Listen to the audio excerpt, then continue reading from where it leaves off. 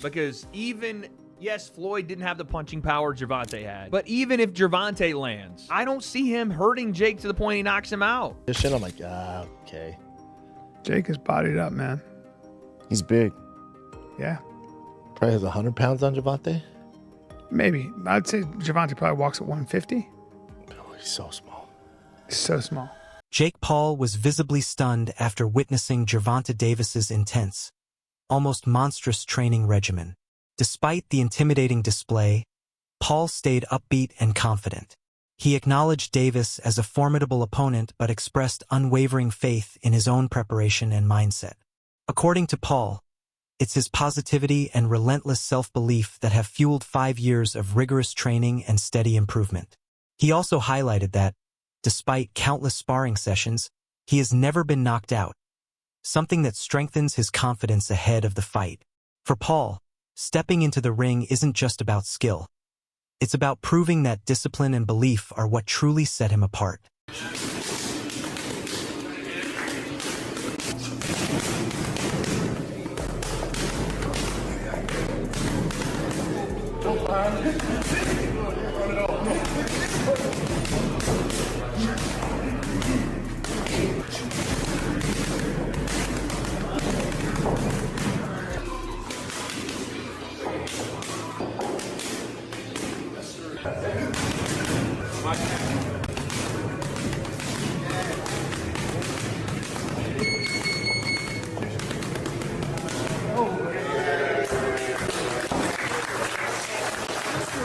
The biggest hurdle to a potential clash between Gervonta Davis and Jake Paul is the significant disparity in their weight classes.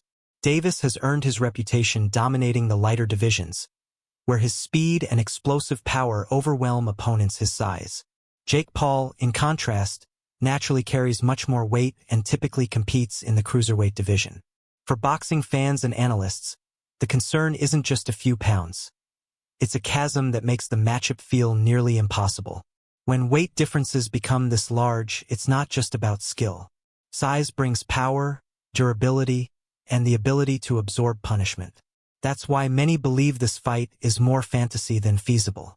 Even with its massive entertainment potential, promoters can't ignore the risks of putting a naturally smaller fighter in the ring against someone with a clear physical advantage. There's no way in hell this fight was ever going to happen. And the fact that y'all believed it, I don't know, you're stupid. So Rick Thompson, chairman of the Georgia Athletic Commission, told USA Today Sports that Paul's promotion company withdrew its request for permits and a rule waiver, citing the 65-pound weight difference between the fighters. The Rick Thompson guy straight up said they've been promoting something they should not have been. Come on, guys, like, use your brains. Y'all boxing fans, you understand this. This fight was never going to happen. This is the article from USA Today. It says the status of the proposed fight between Jake Paul and Gervonta Davis under scrutiny because of the weight discrepancy between the two fighters. Rick Thompson is coming out and saying this stuff because he said he believes it's in the public's best interest to know that they've been promoting something they should not have been. Communications director for the Office of the Secretary of State told USA Today Sports the event will not be happening. But funny enough, tickets are still available. You could still purchase them online, and the fight is still listed on the State Farm Arena event.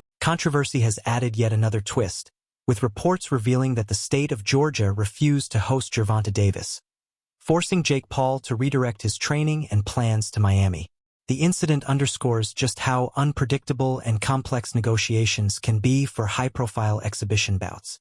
When deciding whether to sanction such events, states often consider not just the financial upside, but also regulatory risks and reputational implications.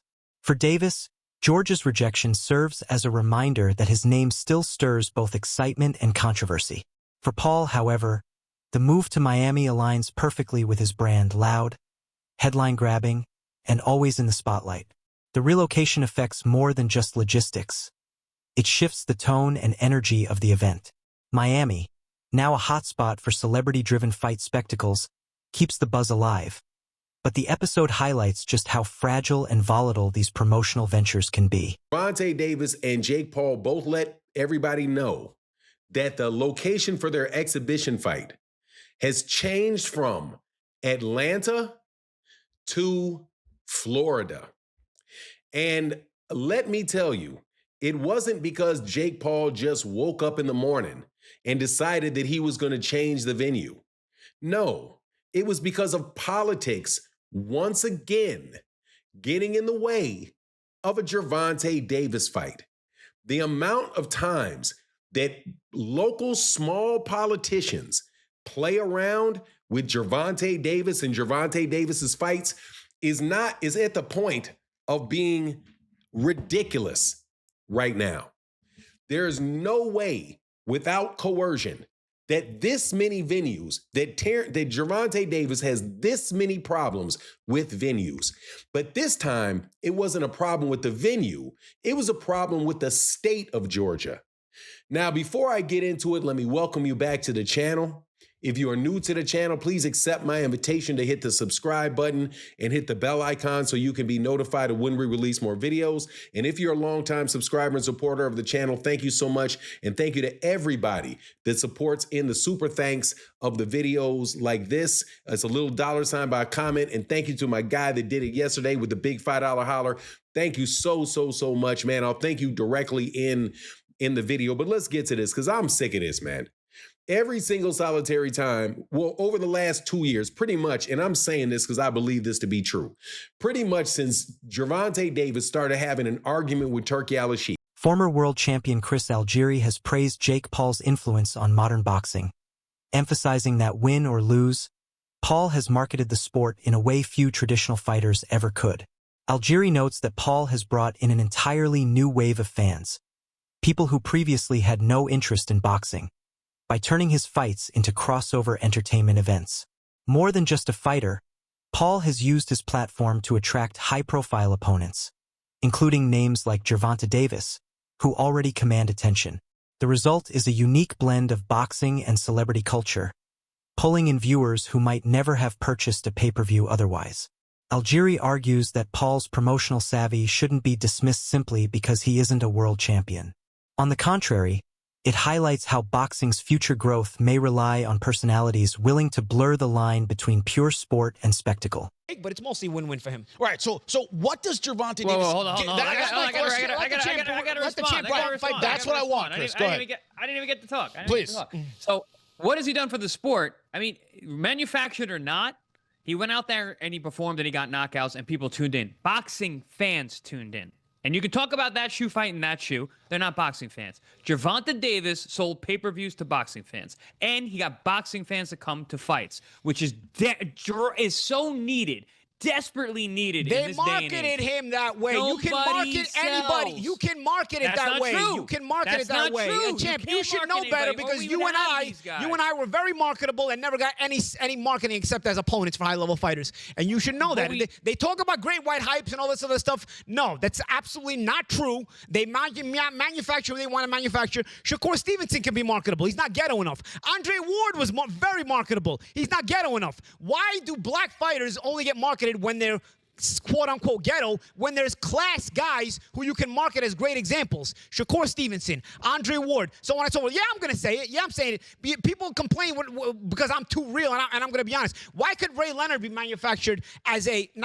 I don't even want to use the word manufactured because Ray Leonard actually was legit. Great fighter. But Ray Leonard promoted as the class guy, and it worked. Why could you do it back then, but now you can't do it? Andre Ward was gold medalist the same way, class, could speak, mature, poised, could fight his ass off. Why didn't you market him the way you marketed Ray Leonard? What happened between 1976 and 2004? Why are you marketing Why are you marketing only Thug Life? Why? And I'm not saying, okay, I wasn't a part of this because I was a big fan of the hip-hop gangster rap generation and all this other stuff. But as a 44-year-old, you start to realize the concept of the entire scope of things. Why are you not marketing guys like Shakur Stevenson more? Why are you marketing this guy who doesn't want any of the smoke? Shakur has wanted all the smoke. This guy doesn't want any of the smoke. Analysts remain split when comparing Gervonta Davis and Jake Paul. On one side, critics argue that Davis is simply too small, and the significant size difference makes the idea of a truly competitive fight unrealistic. They contend that this is why any potential bout would likely be an exhibition rather than a sanctioned contest with rankings at stake.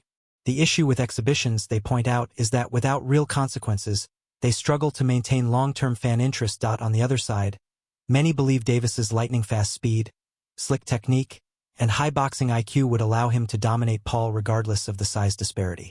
For them, the fight isn't about weight, it's about levels. Davis has faced and defeated elite world champions, while Paul's resume is still limited and largely built on novelty matchups. In their view, Davis would use his superior skill to land clean shots and make Paul look outclassed, even if the physical mismatch remains. Before I say any comment about it, my question is, what's the rules? And like, are they going to actually try and knock each other out? Because it's going to be a glorified sparring match. I'm not watching, dude. I don't give a fuck. Jake's going to have a hard time hitting him. Yeah. You know? Big time. Gervonta's so fast and skilled. Gervonta's going to eat his I thought guts. Jake was going to fight Anthony Joshua. That seemed No, that was actually getting. That sounded the more craziest interesting. idea I've ever heard. Jake Paul trying to fight Anthony Joshua is, crazy. Oh. Not a sanctioned professional bout. This means the fight will not count towards either fighter's professional records. So it's still being finalized. Yeah, I don't like that. I don't like that. What is so behind the scenes? You think there are things like, hey, we Yes. don't punch each other in the jaw? Yep. Or don't go. We can punch in the face, but don't go for broke. Like, don't knock me out. Really? Yeah. It's an exhibition. That's so not they very can get away interesting with to it. me. No. Until I find the rule sets, but when I hear exhibition, I'm like, okay. Jake is bodied up, man. He's big. Yeah. Probably has 100 pounds on Gervonta. Maybe. I'd say Gervonta probably walks at 150. Oh, he's so small. He's so small. I mean, he's really small. Bring up Gervonta Davis next to Floyd Mayweather, because I've seen Floyd in person, and he's tiny. You've seen Floyd in person. I've worked with Gervonta and Floyd. Tiny. Well, Floyd likely has shoes on there. Oh, dude, he's so small. He's tiny, guys. Yeah. I mean, he's so small. Wow. Chael Sonnen, known for his no-nonsense commentary, weighed in on Jake Paul's surprise move to pursue a fight with Gervonta "Tank" Davis instead of Anthony Taylor, who many assumed was next in line. Sonnen pointed out that Davis, while an elite fighter, isn't naturally gifted at promoting fights or generating mainstream buzz. In contrast, Jake Paul has built his entire brand not just through fighting, but by mastering the art of storytelling and spectacle. According to Sonnen, this dynamic is what gives the matchup its unique appeal. Davis brings legitimacy through raw talent, while Paul brings the promotional firepower. Without that balance, Sonnen argues, the fight wouldn't carry nearly the same level of public interest. It's a kind of partnership, one fighter with elite skills, the other with unmatched marketing instincts.